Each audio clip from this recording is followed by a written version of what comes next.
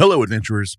Today we're telling the classic story of Old Man Henderson, the character who won Call of Cthulhu. It's a wild ride with the player harnessing his own chaos energy, a table who was probably a lot of fun to play with, and a GM who we were assured deserved it. Some quick housekeeping. I'm so sorry we missed a horror story episode last week. I was away in Texas for the podcast movement show, and I stupidly thought I would have some time to record and edit while I was there. I was wrong, and I'm sorry, and I learned a valuable lesson, etc., etc. But I did get to meet a ton of very cool people who are all professionals in the podcasting space, and I learned a ton that I think can help this show. So, worth it. This episode was a request from listener and friend of the show, Glenn. So if you have a classic story you want to hear us cover, please send it on over. So let's get crazy with Old Man Henderson. Everybody roll initiative. Sometimes talking with friends feels like role-playing. Sometimes it feels like combat. Join us at the round table and roll initiative. This is Curmudgeons and Dragons.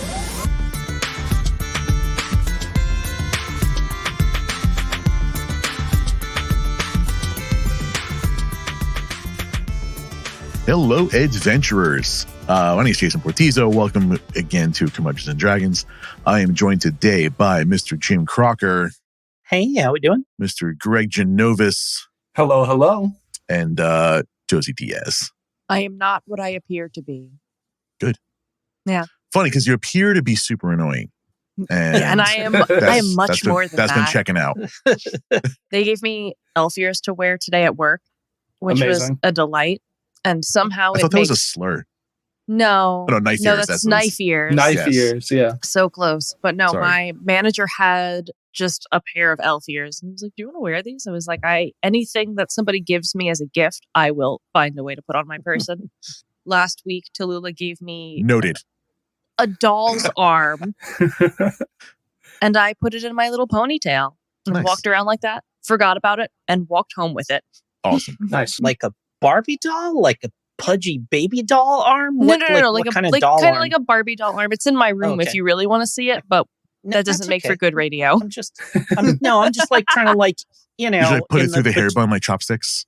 No, Yes, I stuck it in the middle of my little bean sprout here, and it just stuck straight up in case I needed a hand washing dishes. Oh my God! Gotcha. Like the doll was inside your skull and trying to reach out. That's Awesome. pretty badass. Awesome. That's kind of cool. Yeah, like that. All right, I try to work all of the gifts into my appearance. This is going to be a long one today, so I kind of want to get right into this. It is the fifth Wednesday. It is the fifth Wednesday of the month. The last time we had 5 Wednesdays in a month, we introduced a concept called RPG Classic Stories, where we got to tell a story of Edgardo, the Ballad of Edgardo. And it's still remains one of my favorite stories, RPG or not, ever. I love that story so much. That episode got a good amount of hits, got a good amount of feedback. We got some emails about it. I'm so glad you guys are liking these episodes because I really, really wanted this to work and I really, really want to tell more of these stories. And more importantly, I wanted you guys to send me more stories so that I can find out about them. And you go back to even more episodes. There was a horror story episode we did with one of my oldest friends, Glenn, who told a story about a game that he was in that went horribly. And he sent me another 4chan classic. If you know the story, awesome. I actually do not, and I have not read it yet. This is going to be a true blind read for myself as well.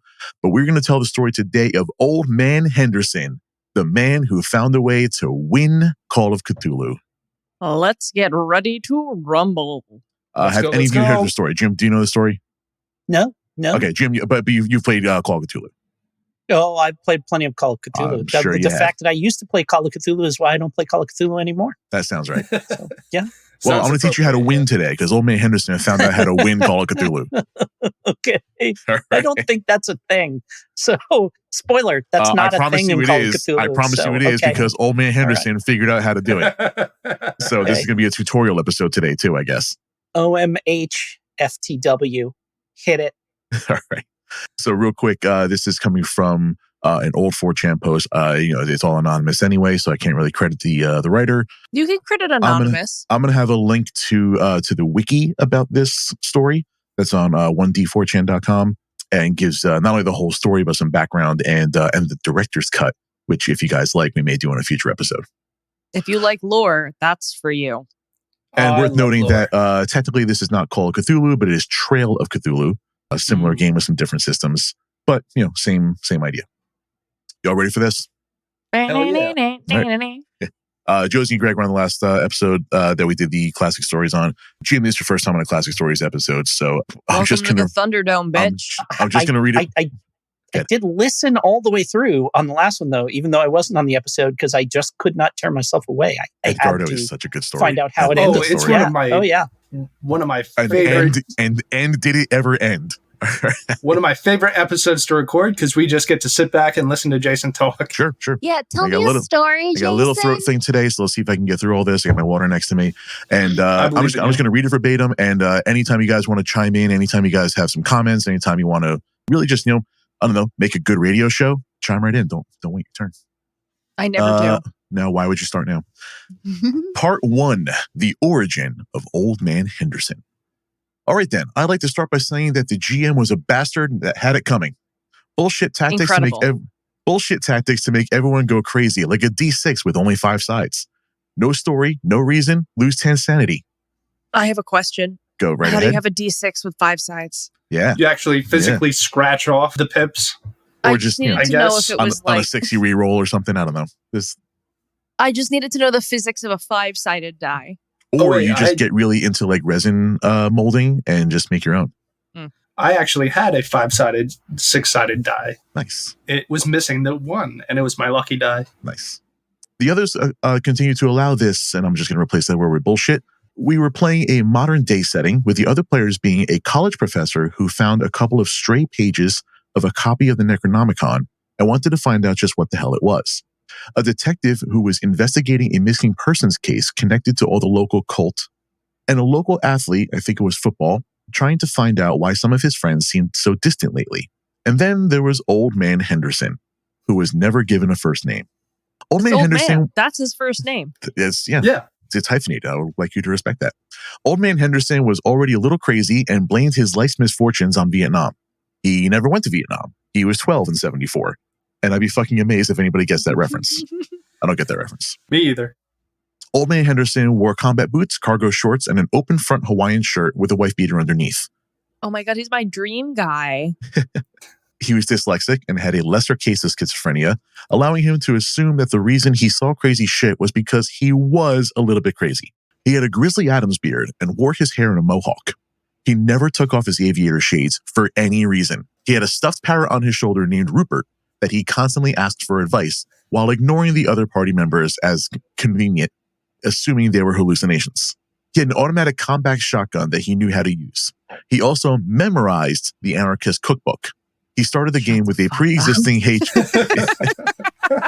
Listen, we were all 14 on the internet once, okay?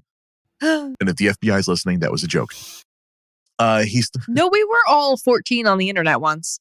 That's just factual. No, okay, fine. I can confirm we were all 14 on the internet once. It's Jim, been maybe not, 35. but It's been 35 years since I was 14. Well, 14, like at 14, it would have been like CompuServe bulletin boards. Sure. Or something like that, well, like kind of. That's just like a giant calculator that takes up a You would have to take your phone, your actual handset, and plug it into a cradle in order to log in and stuff like this. But it's been like 35 years since I read the Anarchist Cookbook. So any law enforcement listening, I have forgotten all of it. I don't remember any of it. So. I don't think any of that worked anyway. Allegedly are not alone. Good ones anyway. Yeah, most of them were just garbage.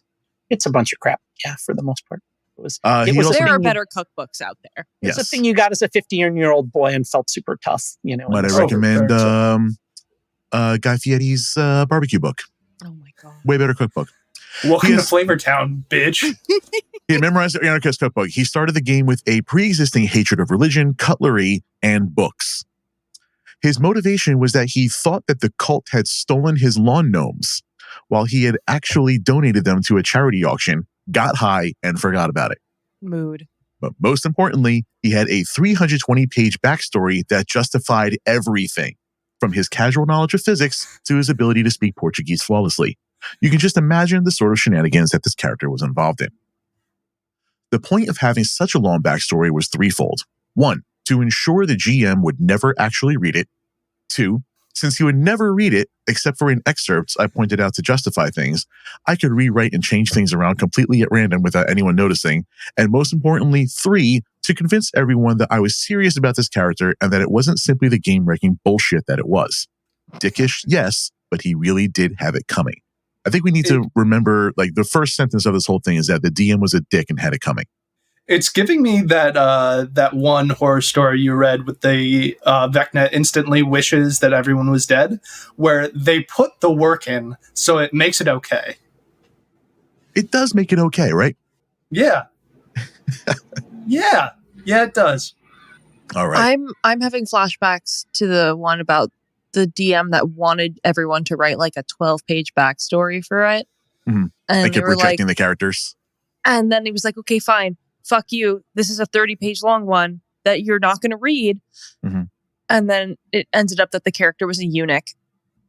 Oh, yeah, the eunuch flex. I remember that one. This is actually a good story. And if you don't remember, I suggest you go back and listen to that episode, whichever one it is. And no, Jason, don't look it up. Don't look it up. No, you just I'm have to telling go you to back look it up. and listen to all of the episodes and figure it out for yourself. CurmudgeonDragons.com/episodes, and you can search. And you can search for the word eunuch, which is really hard to spell. God, you're the worst. I had a plan. Moving on. First outing of the group. The detective was spying on the building of the cultists with a camera. The jock was parked nearby, waiting for the group to let out so he could snoop it out. The professor had joined the cult to try and gain information. Old Man Henderson very calmly parked his car, got out holding the shotgun in clear view of anyone who happened to be looking, in this case, the detective and the jock, strolled up to the front door and kicked it in. While everyone just kind of stopped in shocked silence for a moment, he leveled his shotgun on the lead priest and cultist guy and yelled, "Muckle dampered culty, are a nembles be keeping me ween men." Did I mention he had a nigh incomprehensible Scottish accent? Oh my God. That came and went as he drank and or as amused me? Let's see if I can Scottish. I was like, what the fuck language were you speaking? It makes sense. It's supposed to be Scottish. Scottish, yeah. Muckle damn culty out of the nembles be keeping me wee men. Something about keeping my wee men. I don't know. He's looking for the garden gnomes. Yeah, the garden. Oh, the garden gnomes. Yeah. The wee men. Muckle damn culty out of the nembles. Sure, yeah, man. The leader couldn't understand my simple request. Here we go. Wee men. The leader couldn't understand my simple request to return my lawn gnomes. You think what I typed is hard to understand? Imagine it being slurred at you by a drunken Scotsman. Oh my God. He assumed I was trying to cast a spell at him in an elder tongue and summoned the Shoggoth by murdering one of his fellows. Honestly, that's also what I thought. One Molotov, and about 20 rounds later, the Shoggoth is dead, as is the cult leader. The professor, he made the mistake of trying to make Peacemaker mid-murderous rampage, and about 10 other cultists. Well, Old Man Henderson then pissed on the Shoggoth's corpse, got back in his battered 92 Buick Century, and went home. The whole event was over in about 10 minutes game time, and nobody thought to get the Buick's plates. So they just went, who the fuck was that? Yeah, just yells some incomprehensible shit. Levels everyone, including a PC. Henderson. Right. Man Jenkins and his jalopy. The building burned down shortly, along with about half the written plot and every lead either of the other surviving players had. The GM called a break then to figure out how to fix and or work around what I just did. It only got crazier from there. So that's part one. That is the origin of Old Man Henderson. Astounding. That's a great story. That's just like an opening chapter of some Stranger Things bullshit. Oh, yeah. I think we need more incomprehensible Scottish being mistaken for magic tongues. Honey, that's just Scottish. Yeah, pretty much. Have you ever heard a Glaswegian try to speak? Yes, it's beautiful. Yeah. One of my favorite subreddits is Scottish People Twitter. Yes. And I have a local friend who's from Glasgow, and I'll have him read them to me in the dirtiest accent he can muster. And some of these things are just so, like, some of them are hilarious on their own, and then they're just made funnier by the accent. But like, I found out that anytime a Scot starts a sentence with the phrase "I cheers," you are about to get a masterclass in sarcasm.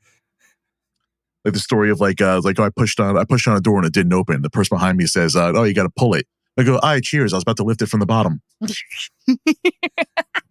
Amazing. So part 2 is known as the tanker truck incident, to differentiate it from other tanker truck incidents, of course. Yeah. The main one. Well, you need that clarification because Right. there's so many tanker truck incidents Right. in Trail of one- Cthulhu. One for each truck, apparently. Yeah. Now time for what will forever be known as the tanker truck incident. Notice "the" is capitalized. This is because no matter what incidents in the future may involve tanker trucks, this is the definitive one. It started out innocently enough. Old Man Henderson left the stakeout in a van outside the evil cult's meeting place to go get some hooch. The only people left there were the detective and James Fink, the professor's second character. Remember, the professor died in the in the origin In story. the explosion. Jimmy was gone because it was a school night. Old Man Henderson was a bad influence, but damned if he didn't have the kid's best interest at heart. Oh. Right? The cultists see me leaving. I had a very distinct appearance after all, very useful in scoring TPKs. And discovered my friend spying on them.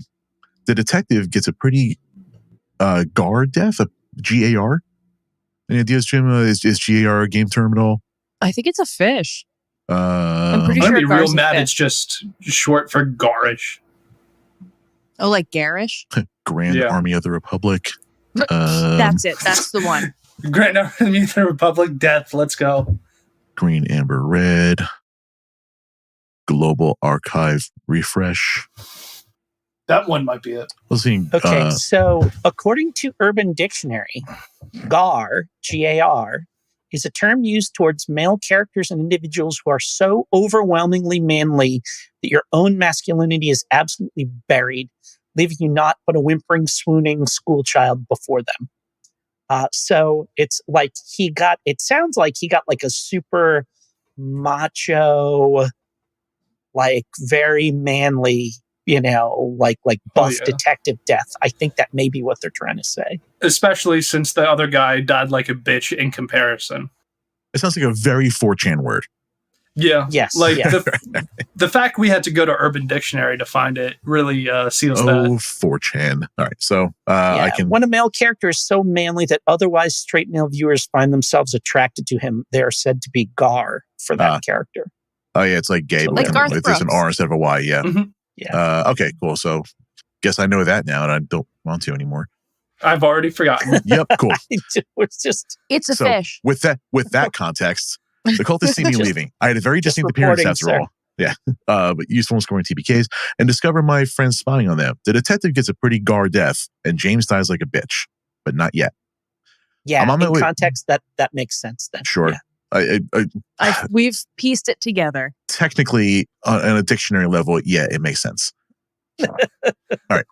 As much as anything else in this whole story does.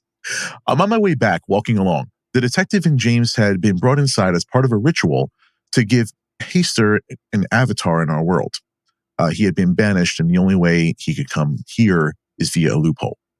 He could only use as hosts people who knew he existed and had thwarted him thrice.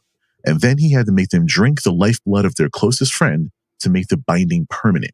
In case you're wondering, permanent binding equals game over.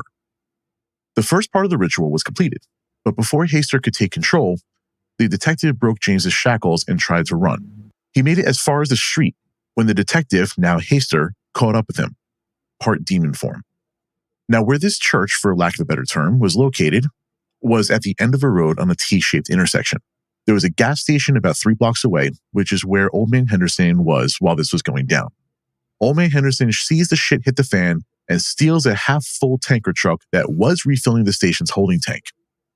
While I bring the truck up to ramming speed, I toss a 12-pound block of C4 in the passenger seat and rig the detonator to the airbags. As you just have lying in Casually. Old From Man his Henderson, experience in Nam. right, but he did not go. Old Man Henderson then took a bracing shot of whiskey, jammed a knife through the gas pedal, and jumped out the truck onto his Heelys, which of course he has Incredible. Heelys. Listen, if you got I'm so aviators and a happy. mohawk, you have Heelys. Yes, It's the law. yes, he modified his combat boots to have Heelys. I swear to God, I had not planned this to happen. The Heelys just sounded like something fucking ridiculous and in character. It's He watched honestly, the more you talk about him, the more this is the man of my dreams. I am imagining a guy in like his mid-30s claiming to be, or just going by Old Man Henderson. Yep. He watched the truck ram the detective into the church and then blow him and all the cultists to Kingdom Come. The truck also killed James by running him over. That's when the back trail ignited. Fire going all the way back to the gas station and destroying it, continuing my streak of accidentally destroying anything that might lead people back to Old Man Henderson. I took a moment to call Jimmy. Yeah. I took a moment to call Jimmy. Henderson here. Figured out what the nasties are weak against. What's that, Mr. Henderson? Point blank annihilation. Click. This is if John Wick was the Big Lebowski. That's what Old Man Henderson is. That's pretty astute. That's really good. Also, I'd watch the fuck out of that movie. I want to see it right now. I want to watch this play out on the big screen, baby. Oh my God. Like instead of killing his doll, they steal his carpet.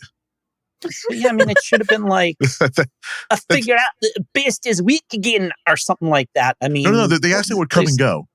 Okay, all right. Depending on how much whiskey he had in his body. Okay. Figured out with the nasties. He said he took a shot before he jumped out of the truck. So that's figured out what the nasties are weak against. What's that, Mr. Henderson? Point blank annihilation. Annihilation, yeah. Yeah. So that puppy really tied the room together. That's the second character. That is the same player, right? Was it the character Jimmy. that replaced the professor that got run over? Yeah. This poor fucking yeah, he killed James. James was the professor's other character. This is one of those things where, like, if you're the guy playing Old Man Henderson, it's a classic RPG story. If you're the poor bastard whose character's getting killed, it's a horror story. Tell about this jerk that played a guy named Old Man Henderson. Or like, if your friends are like up for it. I was going to say, maybe he was in on it. Let's just see how far down the rabbit hole this whole thing goes. God, maybe they hated the DM too. That could have been just like, like if you have a friend who's a known chaos agent and you all agree that you want to fuck the game up, then you can just hand the reins over to them and go from there. Greg, stop looking at me. This is radio. And I'm just noticing here there's a James and a Jimmy. They are different characters.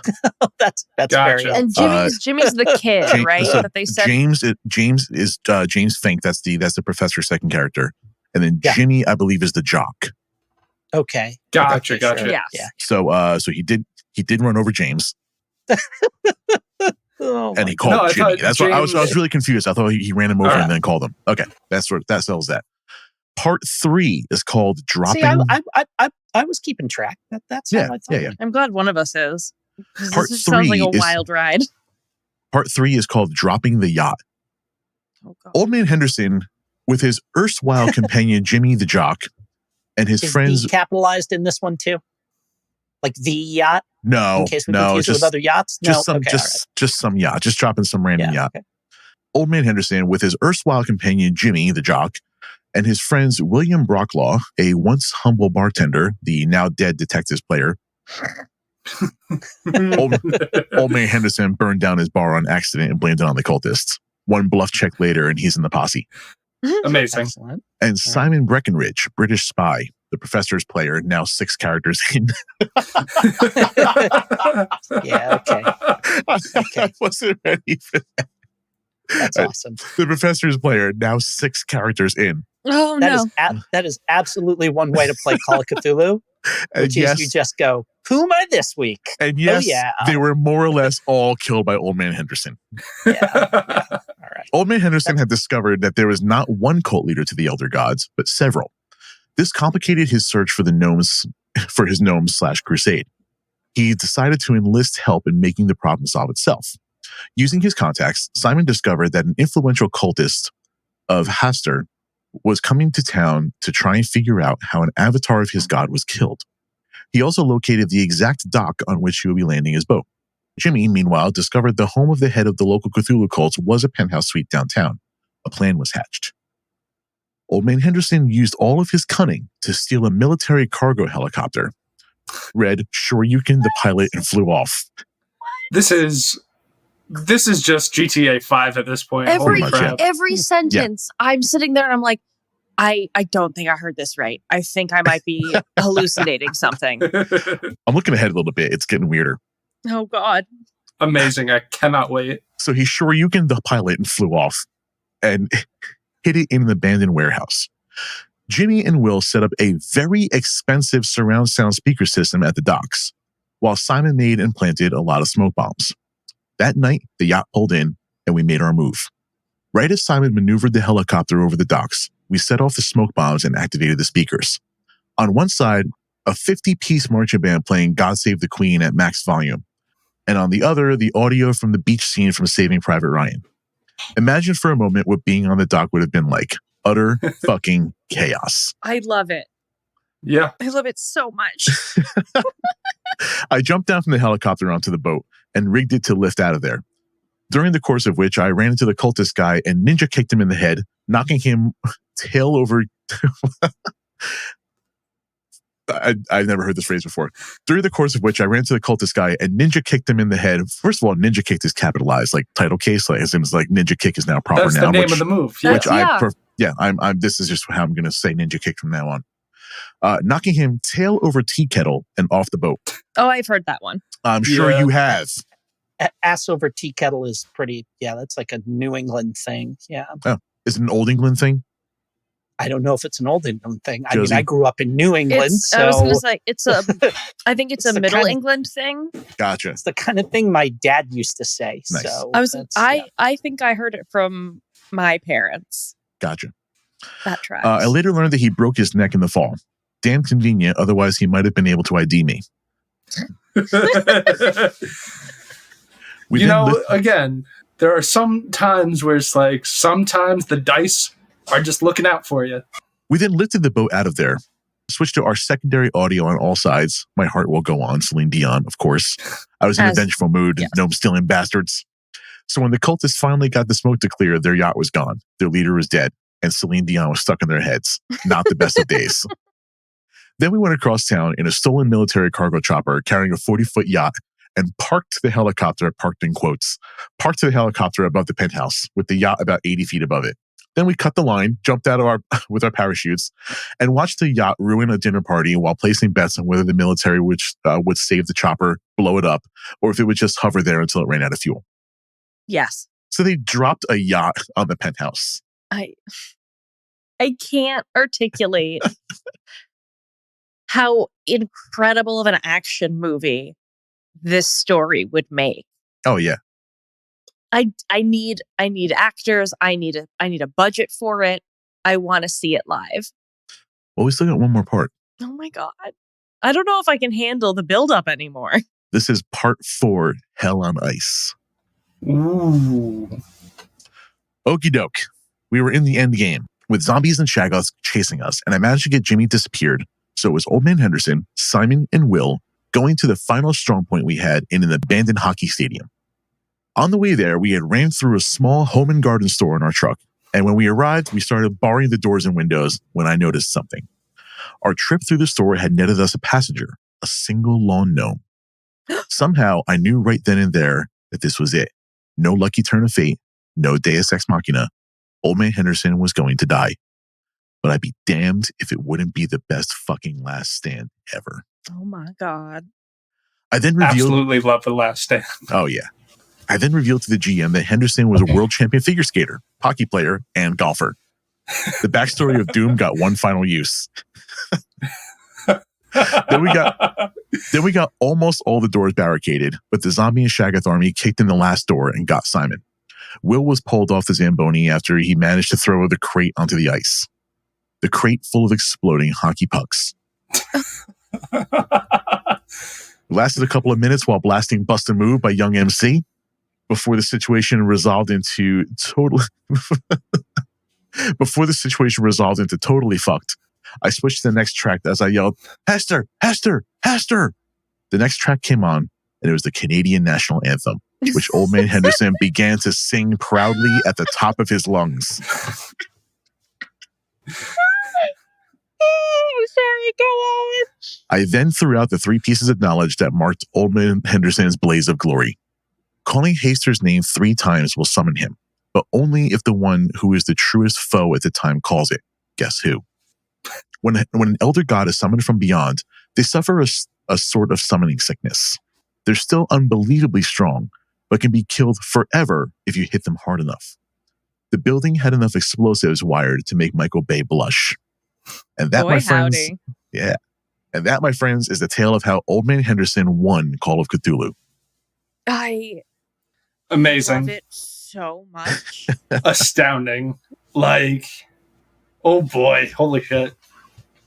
So, yeah, I mean, there's what's there to discuss here? This was fantastic. Yeah.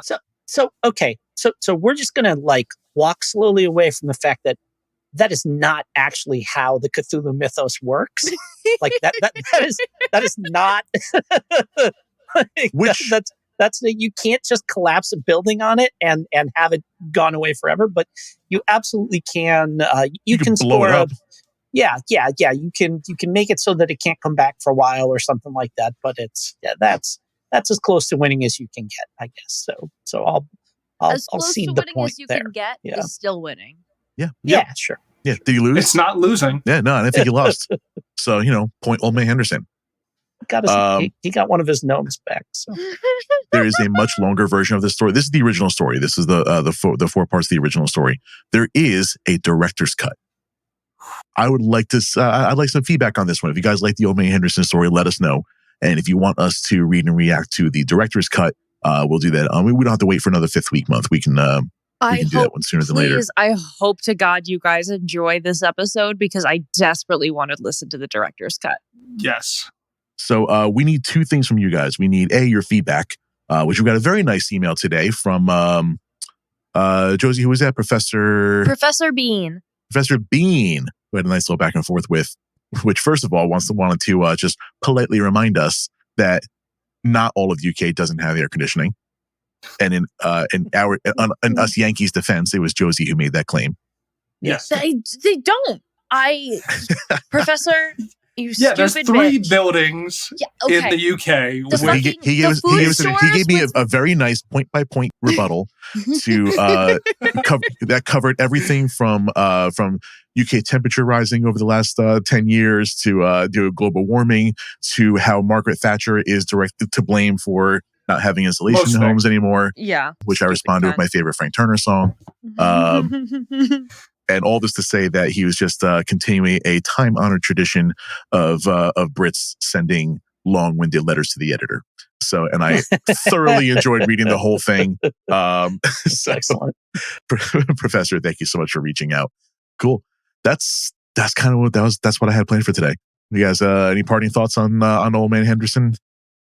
If you are anything, listeners, like Old Man Henderson, hit me up. Goblin Scratches on Twitter. We'll go out on a date. I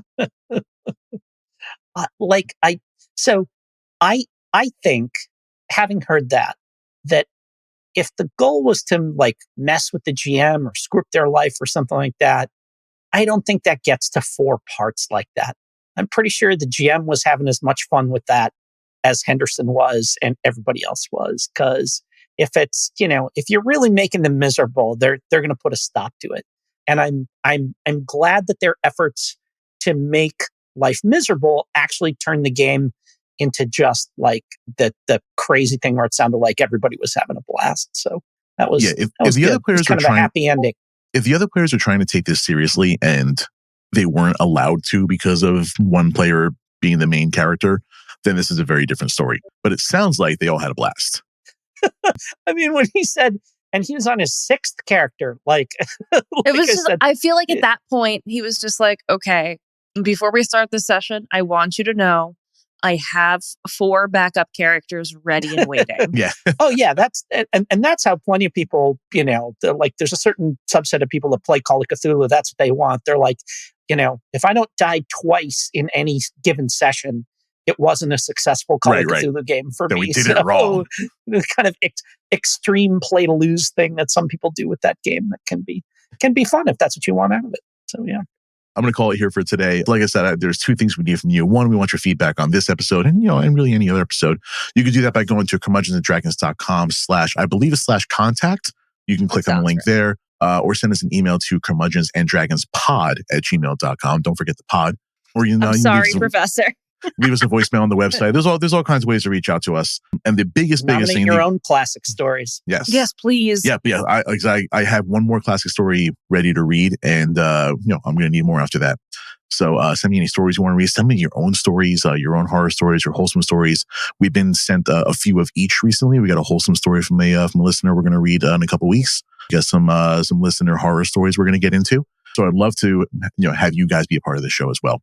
And the best way you can do that is to share the show. It will just whatever game you're playing this weekend, just tell everyone you're playing with that there's a show. Maybe you should check this out and give them the links. That's going to help us get to the place that we need to be getting. We got a couple milestones in mind. When we hit those, I've got some very cool public things that we're going to open up to listeners. But I got to hit those numbers first before I can do that. So that's your homework. We should find somebody that'll make garden gnomes of us, right? Oh my God, yes. Commemorate send those out to listeners. Yeah, I was going to suggest the Josie one will be taller than real life. Hey, better make it bigger and badder than all the rest of them. Yes. That's all I got. curmudgeonsanddragons.com. Everything you need is on there. Josie, Jim, Greg's computer, I think, just exploded in the last 5 minutes there. So Greg will just wave from his house silently. We'll see you next time, guys. Thanks so much for listening. Take it easy. Haster. Thank you for listening to Curmudgeons and Dragons. Please share this with your favorite adventurers. Leave a review on Apple and follow us on social media. All links can be found at curmudgeonsanddragons.com. Practice safe adventuring, my friends. This has been a JTP Audio podcast. Thanks for listening.